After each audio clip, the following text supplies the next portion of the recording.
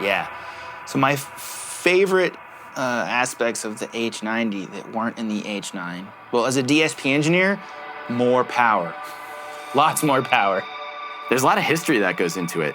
We really thought about what kind of things Eventide is known for, like what kind of things pop into people's mind when they think of Eventide, you know? And it's like, okay, well, we did the first pitch shifting, right? The H910. Black hole is one of our most popular things, so like big, kind of wild reverbs.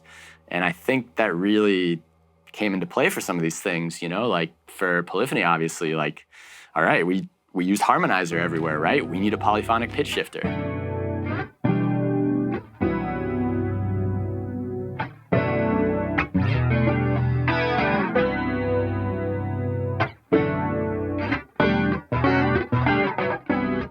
Obviously, it's two algorithms, and it's like could be thought of as two H9s, but really when you sort of have all those higher level features available, it becomes a lot more than just two H9s. It's really like it's multiplied by you know, a factor of 10, I would say.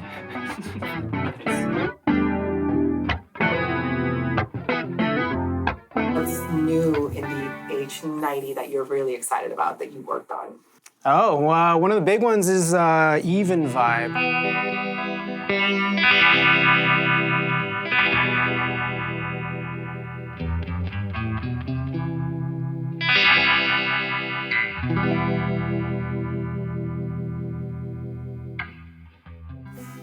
It's a long time coming. It's basically a dead-on Univibe clone. We acquired one, and we basically went really deep, opened it up, see what made it tick, and gave it to you guys in the H90.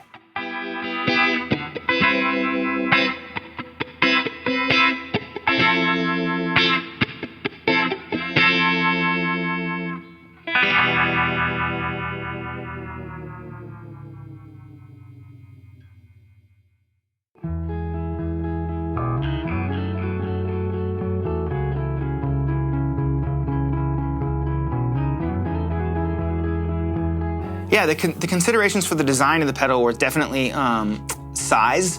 We wanted it to be as small as we can make it, but not so small that it's unusable. And then compared to the H9, we wanted a display. We wanted better feedback, because if you add that second algorithm, you really need to see more about what's going on. And I wanted the display to be really beautiful, but also kind of harken back to a before time. So I kind of fell in love with these OLEDs because of the contrast. I really like what other companies have been doing with OLEDs, especially Electron.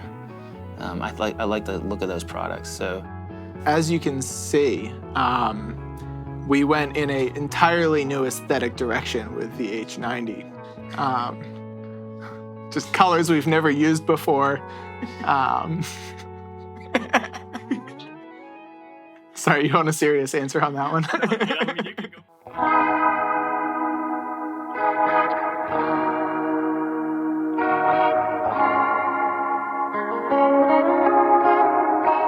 Yeah, wow. Yeah, so how did COVID end up affecting our development process? I mean, I know definitely the hardware guys kind of felt the brunt of that the worst. So yeah, we started working on the H90 in 2019, well before COVID hit anyone. And when the pandemic hit and we had to shut down and effectively convert into a fully distributed team, we also have faced a very, very severe parts shortage that has really challenged our ability to push any products out the door, but especially new products where we had to redesign halfway through the product just to add parts that we could buy, which was very difficult. Well, there's one sentence I've heard so many times over the last 3 years. That is, hardware is hard. The parts shortage almost killed this product. We went through this with suppliers, from LED switches, knobs, encoders, display, to all the internal chips like ARM processor, codecs, microcontrollers. Without them, we couldn't be able to make this product. So I'd like to take this opportunity to thank all of you. Thank you, all the suppliers. It's been a journey with all of you. This is the big question. The challenges of developing a product like this during COVID times, especially for us. We're a small company. People don't know that. This is where the team really came together, and I have to hand it off to the people who are working with the contract manufacturers and the people in purchasing and our hardware engineers, chasing down these parts during COVID and making sure that we could get enough of them and buy them. Also thankful to the owners for buying them and letting us, and getting us to the place where we can make this product. I mean, the logistical challenges, and it's like a shark tank with a little bit of chum in it. Like when that supply chain went down, it was challenging, and everyone at Eventide really stepped up and put in the extra effort.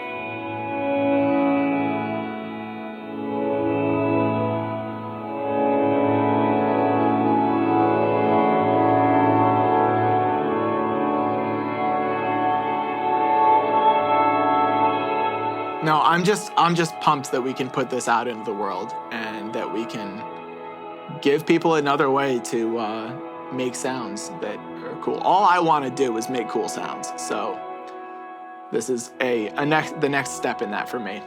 Personally, for me, it's always really exciting when it starts getting into the hands of people who use it. And that could be, obviously it's cool when I see someone in a band I like. I look at a video and they're like, oh, they've got an Eventide thing. That's always really exciting.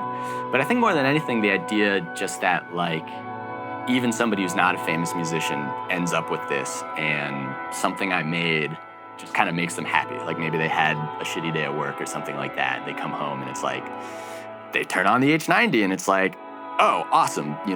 Hearing my guitar through polyphony is making me super happy. Yeah, well, I mean, I think this is the thing with a lot of our hardware products, is that they're not set in stone when we release them. We ship them to customers, and then things that come from customers end up being part of the software development, and even new algorithms and new ways of controlling things.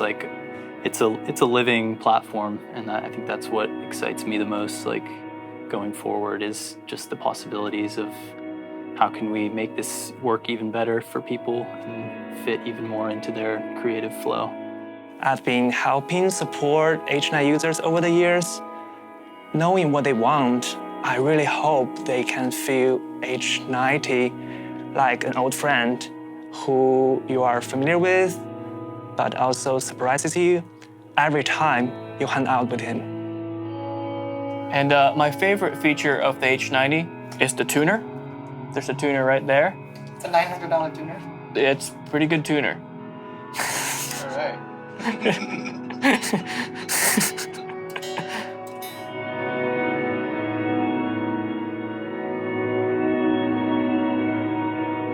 Well, externally, I'm excited to see what users are going to do with it. I'm excited to see, obviously, what rock stars and what people who are, it's great to see the stuff you've worked on in something famous, but it's also great to know that someone has come home from a hard day at work, and this is how they relax, and this is what takes the edge off of life, is just a new sound.